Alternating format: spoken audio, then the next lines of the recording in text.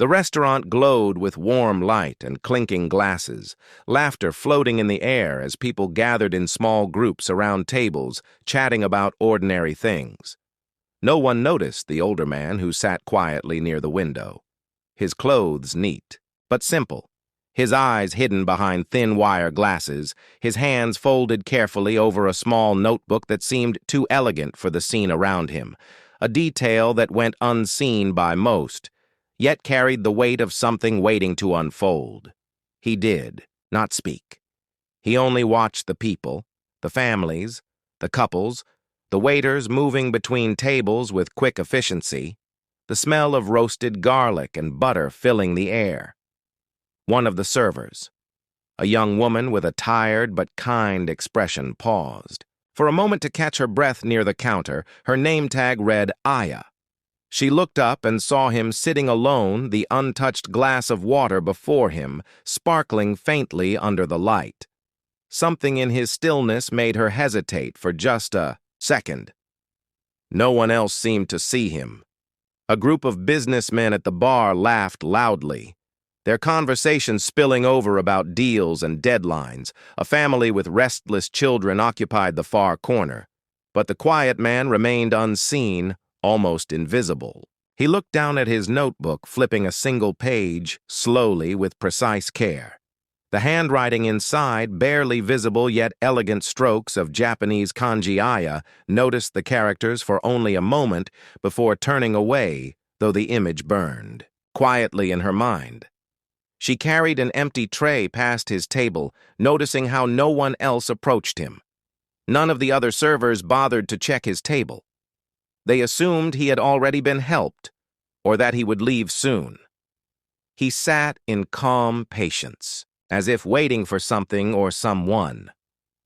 Aya hesitated, her curiosity growing stronger with every glance. The man's posture was not ordinary, not timid, but composed, like someone who had learned to wait through storms.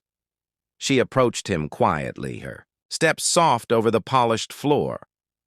When she reached his table, he looked up slowly, and their eyes met for the first time. There was something deep in his gaze, an old calm that made her heartbeat quicken. She opened her mouth to greet him in English, but something inside her hesitated. She saw the small notebook again, the precise kanji, the faint whisper of a homeland she had not spoken of in years, and the words came out in Japanese. For a moment, the entire room seemed to pause. The air stilled, the faint hum of conversation dimming around them as the man's eyes widened slightly.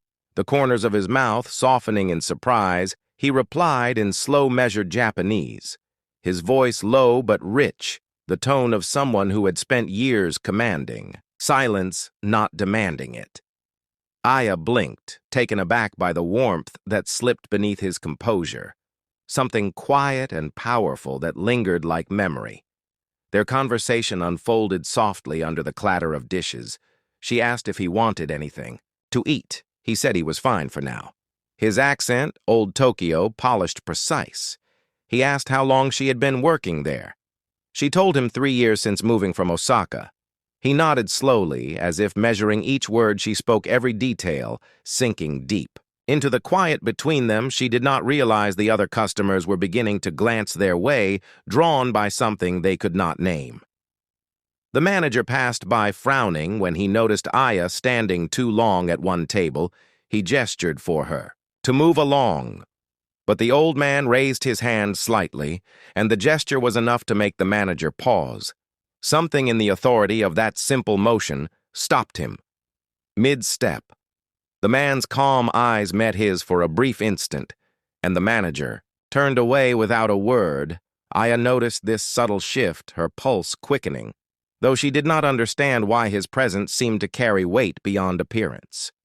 He asked her name in Japanese, repeating it softly, as if testing the syllables. She smiled shyly, unsure why she felt nervous. His voice carried a faint familiarity that reminded her of her late grandfather, who had spoken with the same quiet dignity. She asked him his name, and he paused for a moment as if considering what to reveal. Then said Sato, simply, Sato. Aya nodded politely, though something in her heart whispered that the name carried a greater story. As the minutes passed, Aya noticed small details she had missed before the man's watch, though modest, gleamed with craftsmanship, the kind not sold in ordinary stores. The pen he used to write in his notebook bore a custom engraving. His shoes, handmade, perfectly kept, though old, his posture that of someone accustomed to both respect and solitude. She wondered, what kind of man sat quietly like this, invisible in plain sight, surrounded by people too busy to see what was before them?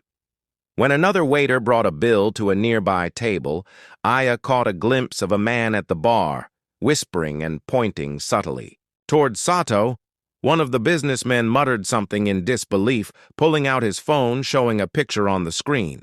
Aya caught only part of it, a face nearly identical to the one at the window, surrounded by flashing cameras and bold letters. In Japanese, she looked again at Sato and felt the air change.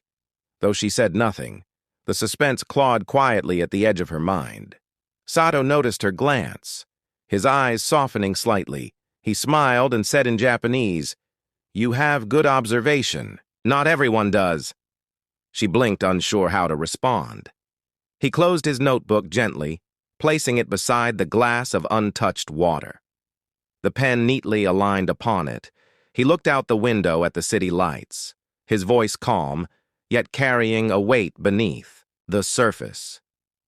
Do you ever wonder what happens when people forget to see beyond what they expect? Aya hesitated, her throat dry, before nodding slowly. He nodded in return. His eyes drifting back to the notebook, she wanted to ask who he was, but the words stuck in her throat before she could speak. A sound came from the front of the restaurant, a sharp commotion as a sleek black car pulled to a stop outside. Two men in dark suits stepped out, scanning the entrance. Their expressions focused, deliberate.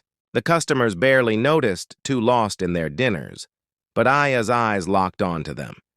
Something about their posture, too precise, too professional. Sato's eyes flicked toward the reflection in the window for only a moment before returning to Aya, his voice calm. "Tell me, Aya," he said, "what do you believe is more dangerous, being seen or being unseen?" She stared at him, unable to form an answer, as one of the suited men entered the restaurant, scanning the room, their eyes sweeping across the tables before settling on the window corner. Sato smiled faintly, finishing his glass of water in one slow motion. His hand steady, Aya took a step back, uncertain of what was unfolding. The suited men approached quietly, their expressions unreadable. The manager looked confused, stepping forward as if to intervene. But one of the men flashed a badge quickly, the kind that stopped questions before they could form. Aya felt the room grow still again, her pulse loud in her ears. Sato stood slowly, bowing lightly toward her, the faintest trace of sadness in his smile, as if something long delayed had finally arrived. He spoke softly in Japanese again. "Thank you, Aya, for reminding me of my home." She stared at him, not understanding his meaning as he turned toward the approaching men who now stood respectfully at a distance. The taller one bowed low, speaking in rapid Japanese, his tone deferential. Reverend Aya caught only fragments, but she heard enough: the words, "Chairman, return, please. Security has been waiting." The room seemed to tilt, the noise fading into an echo of disbelief. The other customers finally turned toward the commotion, whispers spreading quickly. The old man, the quiet man, the one no one noticed, was now standing tall, his simple clothes unable to hide the authority that radiated from him. Aya felt her knees weaken as realization dawned. Sato, the man sitting alone at table 12, was not just wealthy, but one of the most influential figures in Japan, his face now unmistakable. From the photographs, the entire restaurant frozen in quiet awe. He looked at Aya one last time, his expression soft and unreadable, his voice calm and low when he said, "Remember, kindness is noticed even when the world is not watching." And then he turned, Walking slowly between the tables, the two suited men following behind the door opened the night air spilling in with the sound of rain beginning to fall, the headlights washing the doorway in white as the figures disappeared into the waiting car that vanished almost silently into the city beyond. Aya stood still at his empty table, the untouched glass, the notebook gone.